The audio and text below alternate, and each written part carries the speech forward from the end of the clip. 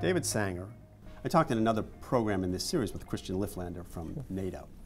And Christian is a very interesting guy. He's a Estonian, and he is a graduate of West Point and has a master's from Georgetown.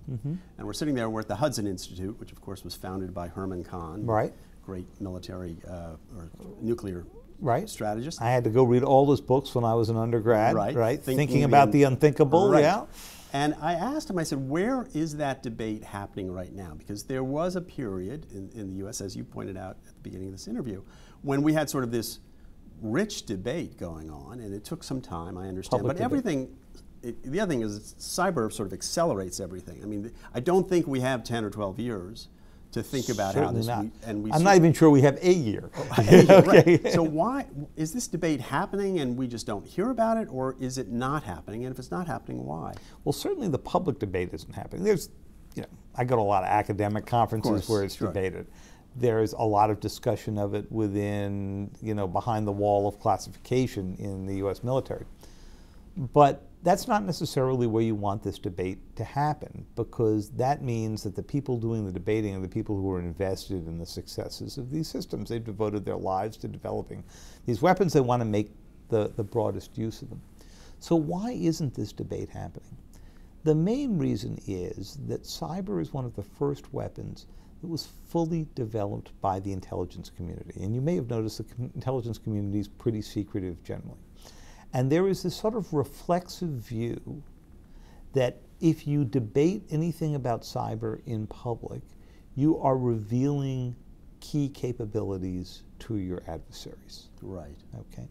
Now, my answer to that is, if you go back to the cyber analogy, back to the nuclear analogy, we kept everything about how you build nuclear weapons, how you assemble the components, who's got launch authority in a classified realm. And we had a very rich public debate, as you suggested, about when and where we want to go use these weapons. No one wants to have that in the intelligence community about cyber. Why not? Well, if you and I sat down to make a list of things that we thought might be off limits, if you did sort of a digital Geneva Convention, probably on the list would be election systems. Okay, let's take those off.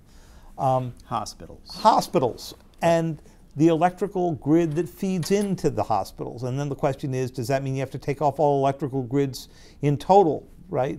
Backup systems for it.